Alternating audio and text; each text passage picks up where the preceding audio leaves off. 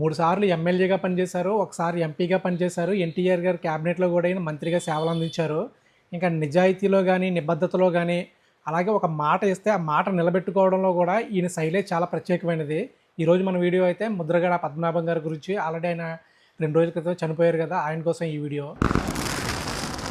ఇక ముద్రగడ గారి గురించి చెప్పాలంటే, ఈయన జగ్గంపేట నియోజకవర్గంలో కిర్లంపూడి అని ఒక ఊరుంటుంది. ఈ ఊరు పేరు మీ అందరికీ ఆల్రెడీ చాలామందికి ఐడియా ఉంటుంది. ఎందుకంటే, ఈ ఊరు ఉద్యమాల్లో కూడా చాలా సార్లు అంటే కాపు ఉద్యమాల టైంలో బాగా హైలైట్ అయింది.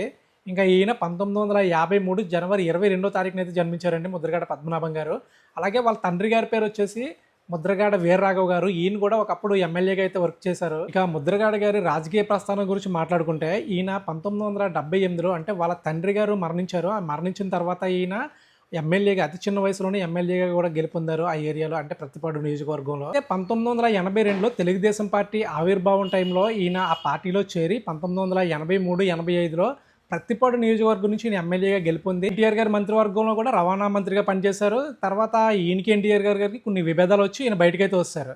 ఆ తర్వాత ఈయన ప్రజా రక్షణ సమితి అనేది ఒక దాన్ని కూడా ఏర్పాటు చేశారు ముద్రగడ గారు అయితే. దాని తర్వాత ఈయన కేఈ కృష్ణమూర్తి గారు అలాగే జానారెడ్డి గారితో కూడా ఒక రాజకీయ ప్రయాణం అయితే స్టార్ట్ చేశారు. అప్పుడు తెలుగునాడు అని ఒక పార్టీని కూడా స్థాపించారు. కాకపోతే బ్యాడ్ లక్ ఏంటంటే ఆ పార్టీ కూడా కొన్ని రోజులుగా మూతపడింది అనుకోండి.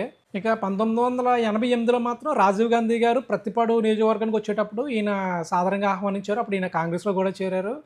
అప్పుడు ఎమ్మెల్యేగా గెలిచి అప్పుడు కూడా ఈయన మంత్రిగా అయితే కొన్ని బాధ్యతలు అయితే చేపట్టారు. కానీ 1994 మాత్రం నాకు తెలిసి ముద్రగడ గారు మర్చిపోయి ఉండరు. ఎందుకంటే ఆయన ఫస్ట్ టైం ఓటమిని చవి చూసింది ఎక్కడంటే ప్రతిపాడు నియోజకవర్గంలోనే. ఆ ఇయర్లోనే ఫస్ట్ టైం ఓడిపోయారు.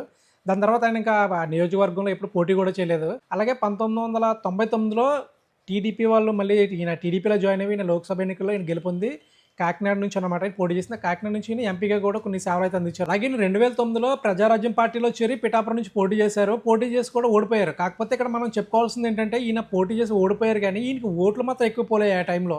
ఇంకా 2024లో కూడా ఈయన ఓడిపోయారు. అయితే 2024లో ఈయన చేసినటువంటి శపథం గురించి మనందరికీ తెలుసు కదా. ఏంటంటే పిఠాపురం నుంచి పవన్ కళ్యాణ్ గారు ఓడిపోతే గెలిస్తే ఈయన పేరు మార్చుకుంటానన్నారు. ఆయన గెలిచారు అన్నట్లుగానే ఈయన పేరు ఏమని కదా రెడ్డి అని కూడా పెట్టుకున్నారు.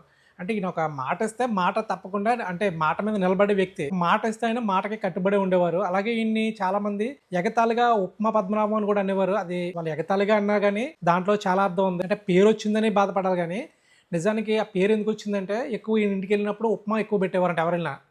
దానికి గల కారణం ఏంటంటే ఈయన ప్రతిపాడు నియోజకవర్గంలో ఒకప్పుడు గెలిచినప్పుడు చుట్టుపక్కల ఉండే వాళ్ళందరూ కూడా ఈయన ఇంటికి వచ్చేవారంట. వచ్చినప్పుడు అక్కడెక్కడ హోటల్స్ కానీ ఏమీ లేకపోతే వీళ్ళంటి దగ్గర తినేవారంట. ఆ టైంలో వచ్చిన వాళ్ళకి ఈయన త్వరగా అవుతుంది అంటే ఎక్కువసేపు వెయిట్ చేయకుండా త్వరగా అయ్యేటువంటి టిఫిన్ ఏదైనా ఉందంటే అది ఉప్మానే. దానివల్ల ఎక్కువగా వచ్చిన వాళ్ళందరికీ ఉప్మానే ప్రిఫర్ చేసేవారన్నమాట. దానివల్ల ఇప్పుడు చాలామంది మనం అంటే మన గతంలో కూడా ఈయన్ని ఉప్మా పద్మనాభం అనేసి కొంతమంది సెటైరికల్గా కూడా మాట్లాడడం అది మనం చూసుంటాం. ఇక 2016లో కాపులకు సంబంధించి ఉద్యమం ఒకటి జరిగింది. అది తునిలో జరిగింది కదా. ఘటన అందరికీ గుర్తుండే ఉంటుంది. ఈయనే నాయకత్వం వహించారు. అప్పట్లో కొన్ని కారణాల వల్ల ఇక్కడ దాన్ని క్లోజ్ చేసి మళ్ళీ ఆయన కిర్లంపూడిలో దాన్ని కంటిన్యూ చేశారు. ఆ టైంలో కూడా కిర్లంపూడి మొత్తం కూడా 144 సెక్షన్స్ పెట్టడం చాలా ఇదిగా చేశారు. ఆయన అయితే ఇంటి దగ్గర నుంచి కూడా చేశారు. అలాగే ఈయన ఉద్యమాలన్నీ కూడా చాలా స్పెషల్గా ఉంటాయి. ఇంకొకటి ఏంటంటే ఈయన చేసే ప్రతిదీ కూడా చాలా డిఫరెంట్గా ఉండేది. ఏదైనా సరే ఈయన కాపు ఉద్యమ నేతగా కావచ్చు, రాజకీయ నాయకుడిగా కావచ్చు, ప్రజలందరికీ చాలా సుపరిచితమైన వ్యక్తి. ఇటువంటి వ్యక్తి కోల్పోవడం అనేది నిజంగా బాధాకరమైన విషయం ఇదైతే.